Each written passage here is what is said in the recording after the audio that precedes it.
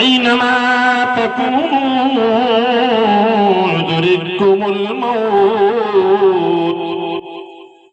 اللہ تبارک و تعالیٰ کا ارشاد پاک ہے، تم کہیں بھی چلے جاؤ موت تمہیں وہیں آ کر پکڑ لے گی، موت آ کر ہی رہے گی۔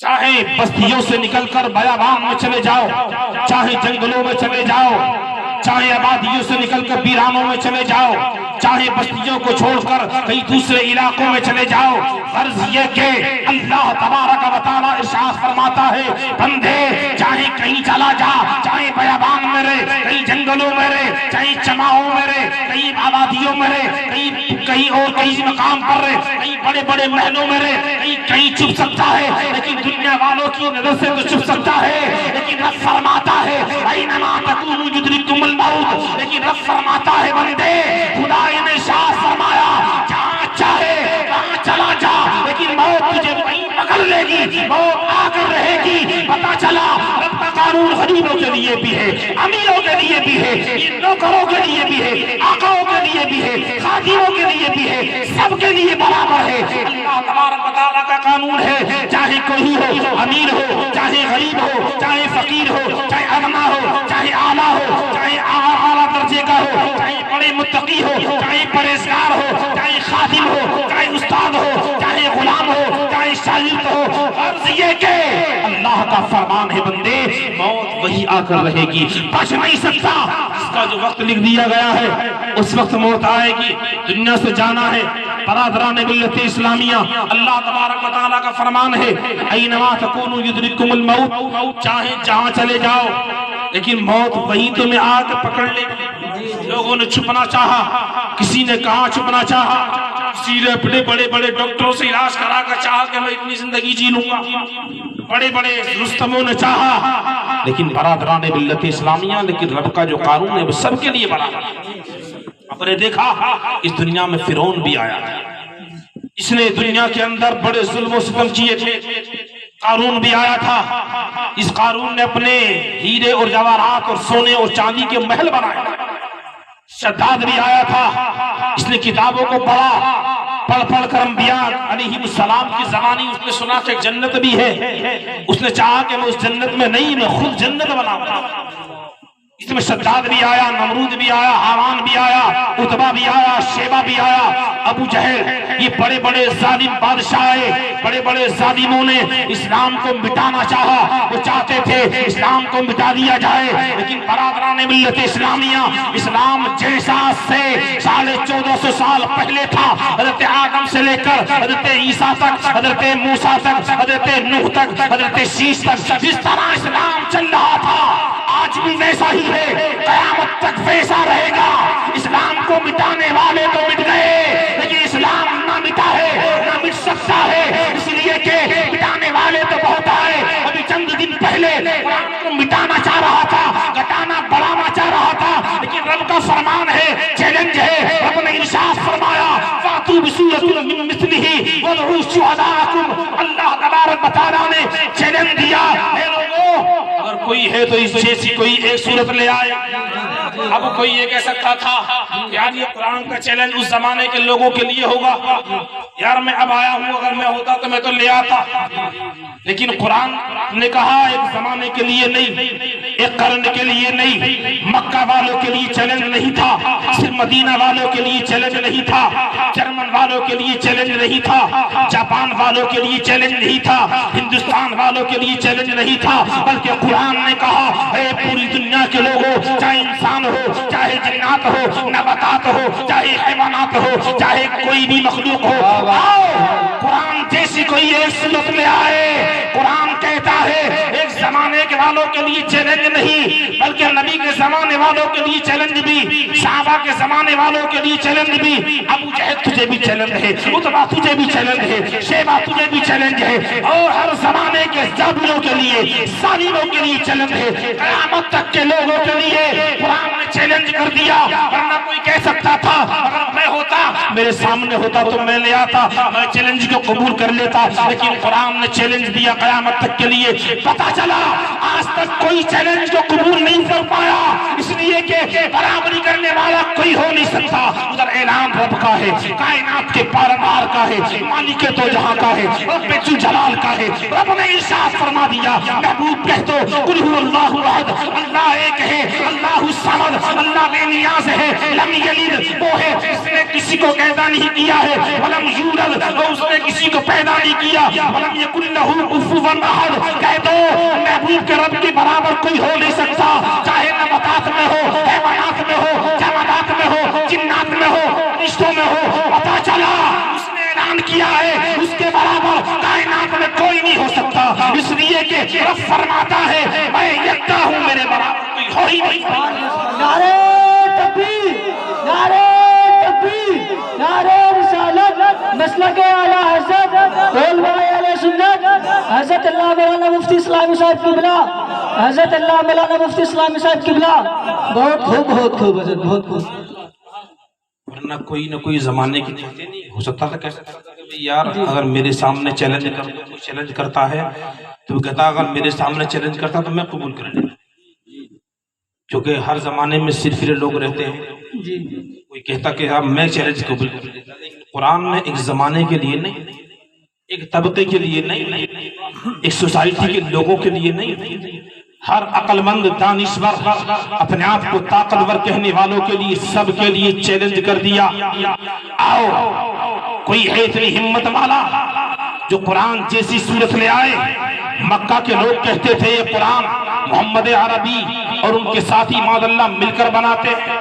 رب نے ارشاد فرمایا محمد عربی تم خاموش رہو، تبھی تو چیلنج کیا گیا، فاتو بسورۃ من مثلہ وادعوا شہداءکم من دون اللہ۔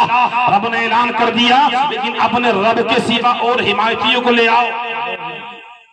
اللہ نے کہا اگر تم میں اتنا ہمت ہے، اتنی طاقت ہے، وسعت ہے، تو مکہ کے لوگوں کو کہا، تمام دنیا کے لوگوں سے کہا کہ ایک زمانے کے لیے نہیں بلکہ قیامت تک کے لوگوں کے لیے چیلنج ہے، جس کی ماں نے دودھ پلایا ہو قرآن جیسی ایک صورت لے آئے۔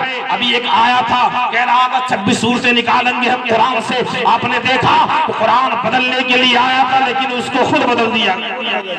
قرآن نہیں بدلا جا سکتا، اس لیے کہ رب فرماتا ہے اِنَّا نَحْنُ نَزَّلْنَا الذِّکْرَ وَإِنَّا لَهُ لَحَافِظُونَ۔ ہم نے قرآن نازل کیا ہے، ہم ہی نے قرآن کو بھیجا ہے، ہم ہی قرآن کو بھیجنے والے ہیں، ہم ہی اس کی حفاظت فرمانے والے ہیں۔ رب فرماتا ہے قرآن لاجواب ہے، جس پر نازل ہوا محمد عربی وہ بھی لاجواب ہے، اور جس نے قرآن اتارا وہ بھی لاجواب ہے، اور جو جبرائیل لے کر آیا فرشتوں کا سردار وہ بھی لاجواب ہے۔ پتا چلا قرآن نہیں بدلا جا سکتا بلکہ بدلنے والے خود بدل جائے۔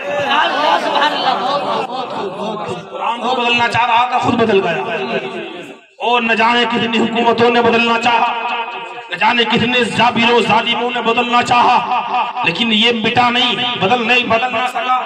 اور ایک بات اور بتا دوں، یہ مذہب اسلام جو اسلام ہے، حضرت آدم سے لے کر میرے نبی تک مذہب سب نبیوں کا یہی تھا۔ شریعت، مسائل، قانون، طور و طریقے بدلے ہوئے تھے، اسلام سب کا یہی تھا، مذہب یہی تھا، ایمان سب کا یہی تھا، لیکن طریقے بدلے ہوئے تھے نبیوں کے، مسائل بدلے ہوئے تھے۔ جس طرح حضرت آدم کے زمانے میں اسلام آیا ویسے ہی شعیب علیہ السلام کے زمانے تک ہوتا ہوا حضرت موسیٰ عیسیٰ علیہ السلام کے زمانے تک میرے نبی تک آ گیا۔ اسلام کو مٹانے والے بہت آئے، آپ کو معلوم ہے، تاریخ اٹھا کر دیکھیں، اسلام کو مٹانا بہت لوگوں نے چاہا کہ ہم اسلام کو مٹا دیں گے، اسلام کے ماننے والوں کو مٹا دیں گے۔ نمرود نے بھی چاہا، شداد نے بھی چاہا، قارون نے بھی چاہا، ابو جہل ہر وقت لگا رہتا تھا اے محمد عربی آپ اگر اجازت دیں تو میں اسلام کو مٹا دوں۔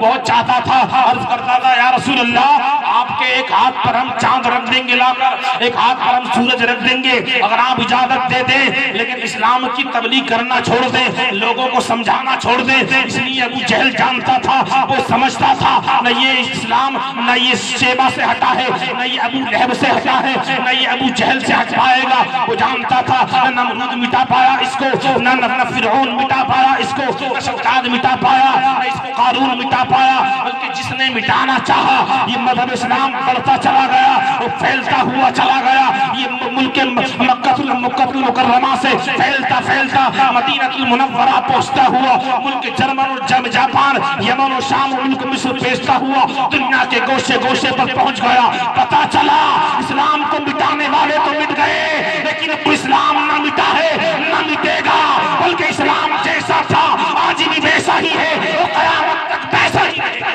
سبحان اللہ سبحان اللہ۔ نعرہ تکبیر، نعرہ تکبیر، نعرہ رسالت، مسلک اعلیٰ حضرت علماء اہل سنت حضرت اللہ مولانا مفتی تاج ملت، حضرت اللہ مولانا مفتی تاج ملت، ماشاءاللہ بہت خوب ہے قول محمد قول خدا، فرمان نہ بدلا جائے گا، ہے قول محمد قول خدا، فرمان نہ بدلا جائے گا، بدلے گا زمانہ لاکھ مگر قرآن نہ بدلا جائے گا، بدلے گا زمانہ لاکھ مگر قرآن نہ بدلا جائے گا۔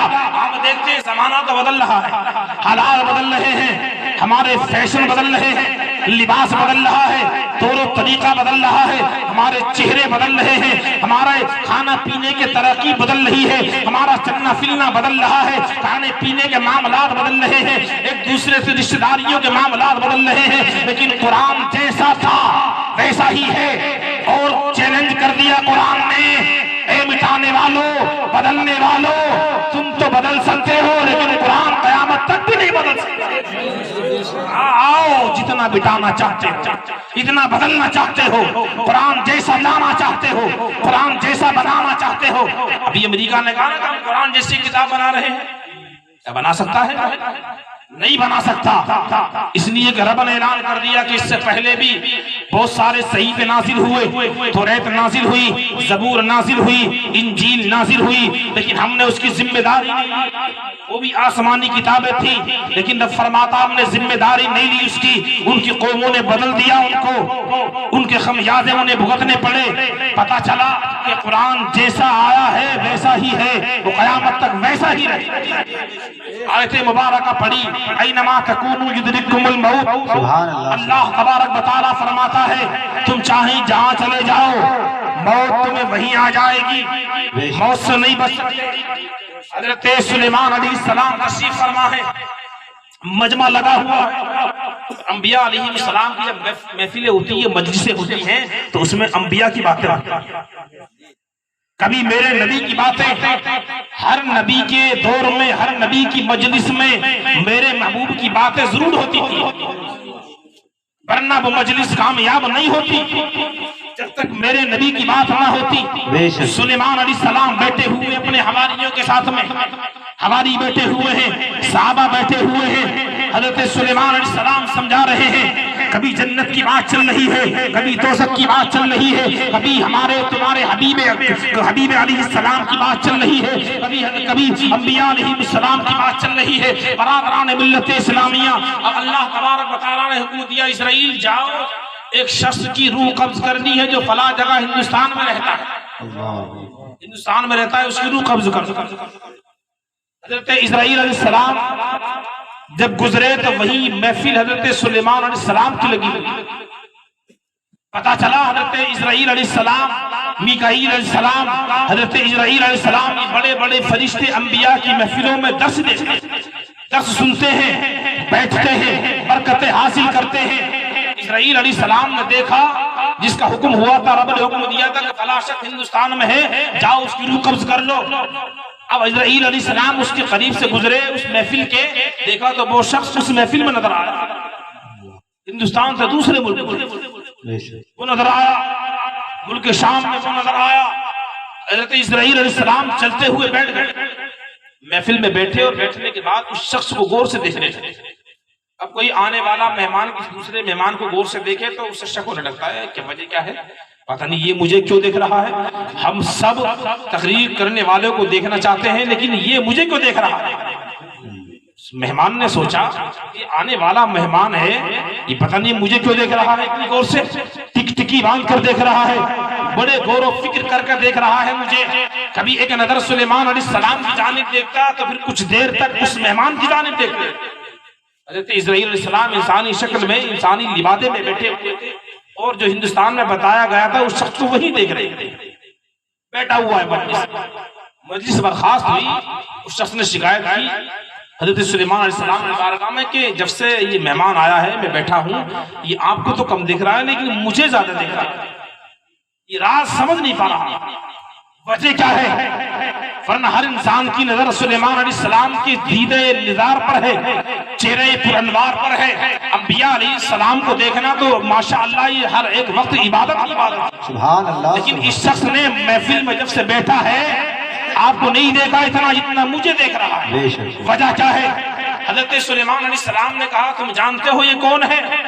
میں تو نہیں جانتا، میں تو ایک آنے والا مہمان سمجھ رہا ہوں۔ حضرت سلیمان علیہ السلام نے کہا یہ اسرائیل علیہ السلام ہے۔ اتنا کہا تو شخص پسینہ پسینہ ہو گیا، تھرانے لگا، کانپنے لگا۔ دیکھا کہ معاملہ کیا ہے؟ ملک الموت تو فرشتہ جسے دیکھ لے سمجھو موت آنی ہی ہے۔ حضرت اسرائیل علیہ السلام فرماتے ہیں کہ میں ہر انسان کو روزانہ 70 مرتبہ دیکھتے ہیں۔ لوگ کہتے نہیں کہ یار فلاں کی روح قبض کرنے کے لیے آئے تھے بول کے دوسرے کی روح قبض کر، ایسے جملے نہیں بولنے چاہیے۔ بے شک، بے شک، اسرائیل علیہ السلام کہتے ہیں کہ مجھے کبھی دھوکہ نہیں ہوتا، بے شک، میں بھولتا نہیں ہوں۔ بے شک، اگر انسان کسی کو ایک بار دیکھ لے تو برسوں بعد ملتا ہے تب بھی پہچان لیتا ہے۔ اب فرمایا، اور فرشتے کی یادداشت، فرشتے کا دیکھنا، فرماتے ہیں کہ میں بندے کا روزانہ 70 مرتبہ دیدار کرتا ہوں۔ جب حکم ہوتا ہے بارگاہ مولا سے اسرائیل جاؤ میرے بندے کی روح قبض کر لو، تو میں پل جھپکنے میں اس کے قریب آ جاتا ہوں۔ مجھ سے کبھی دھوکہ نہیں ہوتا۔ لوگوں کی غلط فہمیاں ہیں۔ برادران ملت اسلامیہ، حضرت سلیمان علیہ السلام نے کہا کہ وہ حضرت اسرائیل علیہ السلام ہیں جو لوگوں کی روح قبض کرتے ہیں، وہ وہی فرشتہ ہے جس نے حضرت آدم کی روح قبض کی ہے، وہ وہی فرشتہ ہے حضرت موسیٰ کی روح قبض کی ہے، وہ وہی فرشتہ ہے حضرت شعیب علیہ السلام کی روح قبض کی ہے۔ غرض یہ کہ وہ وہی فرشتہ ہے جو قیامت تک لوگوں کی روح قبض کرتا رہے گا۔ اللہ اکبر! اتنا سنا شخص ہرانے لگا، عرض کرنے لگا یا رسول اللہ علیہ السلام، سلیمان علیہ السلام آپ کی حکومت تو جنات پر بھی ہے، آپ کی حکومت تو ہواؤں پر بھی ہے، اور آپ ہواؤں کو حکم دے دیں تو یہ ہوائیں مجھے یہاں سے دور و دراز چھوڑ دیں تو میں اس کے موت کے منہ سے بچ جاؤں گا، موت کے لقمے سے بچ جاؤں گا۔ برادران ملت اسلامیہ، حضرت سلیمان علیہ السلام وہ کہ اگر فرشتوں کو حکم دے دے تو ان کی بارگاہ میں آ جائیں، ہواؤں کو حکم دیتے تو ہوا ان کو جہاں حکم دے وہاں لے جائے، درندوں چرندوں کو حکم دے جہاں کا حکم دے وہیں لے جائیں، ہر چیز پر ان کی حکومت۔ حضرت اسرائیل علیہ السلام نے کہا یا سلیمان علیہ السلام معاملہ کیا ہے میں سمجھ نہیں پا رہا۔ شخص نے کہا یا رسول اللہ علیہ السلام، سلیمان علیہ السلام اور آپ ہواؤں کو حکم دے دیں۔ اسے ہوتا دیکھا ہے کہ حضرت سلیمان علیہ السلام کی حکومت جنات پر بھی تھی، اور اللہ کی بارگاہ میں حضرت سلیمان علیہ السلام نے دعا کی تھی مولا کہ بیت المقدس کی بنیاد حضرت داؤد علیہ السلام نے رکھی تھی، آپ کے والد محترم جو پوری نہیں ہو پائی تھی، وصال ہو گیا۔ حضرت سلیمان علیہ السلام نے وہاں سے اوپر کام شروع کر دیا، اس پر ابھی اسرائیل نے حملہ کیا۔ اکثر انبیاء کا کعبہ رہا ہے، تعمیر شروع ہو گئی، موت کا وقت قریب ہو گیا، دعا کی مولا جو جنات ہیں میرے تابع رہتے ہیں، ان پر حکومت ہے میری موت کا علم ان پر ظاہر ہو۔ انہیں حکم دے دیا کہ تم تعمیر کرو، تعمیر کرتے رہے، 1 سال گزر گیا، وصال ہوئے ہوئے۔